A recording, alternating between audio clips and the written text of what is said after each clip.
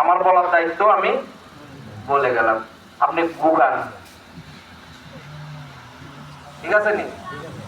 ছেলে পেলে যারা পরিবারের সদস্য আছে, আল্লাহর রাস্তায় এই মাঠটা পুড়ে দেওয়ার কথা না? আপনাদের এলাকায় সবাই হয়তো মসজিদে নামাজ টামাজ পড়ে বাড়ি গিয়ে বাপ খেয়ে ঘুমে যেত, ঠিক না? এরকম নেই, সবাই আসবে যেখানে মাহফিল হয়, যেখানে আল্লাহ আল্লাহ রাসূলের কথা হয়, যেখানে জিকির হয়, ওখানে যাবেন। আল্লাহরে আপনি যেভাবে ডাকেন সেভাবে আল্লাহ উত্তর দিবে না? নাকি দিত না? আপনি হাঁটতে হাঁটতে ধরেন আল্লাহরে ডাকতেছেন, আল্লাহ শুনে না? শুনে। তাহলে আমরা আজকে এই জায়গায় বসে তিনটা সাবজেক্ট, দুটা বিষয়ের কথা বলছি। একটা হলো আখেরি চারতম্বা, নবীর মহব্বত, আহলে বাইতের মহব্বত এবং নামাজ নিয়ে, নাকি তিনটা বিষয় কথা বলছি না? তা আমরা রাখবো নি কথা? রাখতো না, এগুলো বাইবার বইয়ের পি ডাকা, এগুলো রাখতো না। এরকম কেউ করেন না। আল্লাহর পরিবারের সদস্য সবাইকে নামাজই বানান। নামাজ হচ্ছে এমন এক কাজ যেটাতে দেখবেন যে দুনিয়ারও ভালো। বিস্তারিত আর গেলাম না, অনেক সময় নষ্ট হয়ে গেছে, 11টা বেজে গেছে। শেষ আর একটা কথা করি, দুইটা বলবো। একটা হলো আমাদের পরিবারের কথা, আর একটা হলো আপনাদের সবার জন্য, আমারও জন্য, আপনাদের জন্য। সেটা হলো, হাত তোলেন তো। আরেকটা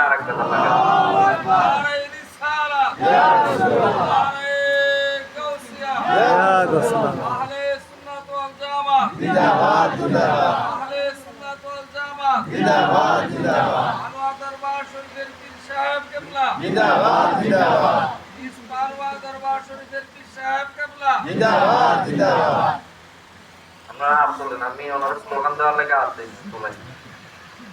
সুদ খায় কে কে?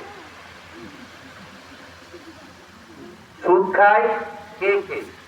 মানে হাত তুলছি যারা সবাই না? তা হাত তুলে রাখছেন, তারপরও আছে তিনটা।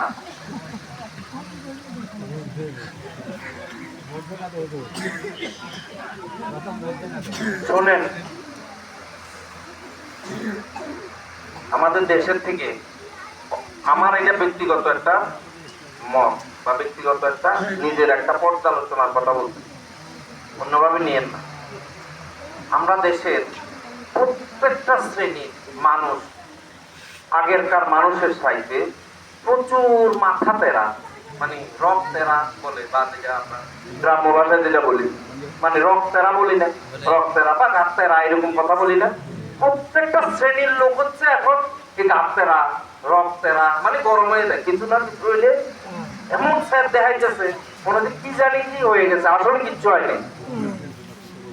আমার নিজে একটা পর্যালোচনা করে এটা বের করলাম। আসলে মানুষ মুসলমানের ভূত, মুসলমান আমরা, কিন্তু আমাদের কোনো কিছু হইলেই সাথে সাথে মানে রাগারাগি, মারামারি, কিলাকিলি, যে কোনো বিষয় নিয়ে খুব বাজে অবস্থা আমাদের। কেউ ফ্রাস্ট্রেশনে ভুগতেছে, কেউ টেনশনে ভুগতেছে, কেউ ধরেন ঝগড়াঝাটি করতেছে, কেউ মানে নানান ভাবে পেরেশানির মধ্যে থাকে মানুষ, থাকে না? এটার একটা কারণ আমি আমার কাছে মনে হচ্ছে পাইছি, আমি নিজের মত, আপনাদের হয়তো সবার সাথে মিলবে না, এটা না মেলারে কথা। এটার জন্য এটা মনে হয়, আমার মনে হয় আমরা নামাজও পড়ি, রোজাও রাখি, হজও করি টাকা থাকলে, তারপরে সদকাও দেই, দানও করি, সব আমরা করি, জিজ্ঞাসকারও করি, কিন্তু সুদও খাই। আমরা কি খাই? সুদ খাই না? সবাই সুদ খাই না? মাশাআল্লাহ, সবাই সুদ খাই। কবে দিই না বলে কিস্তি আছে নি কার কার?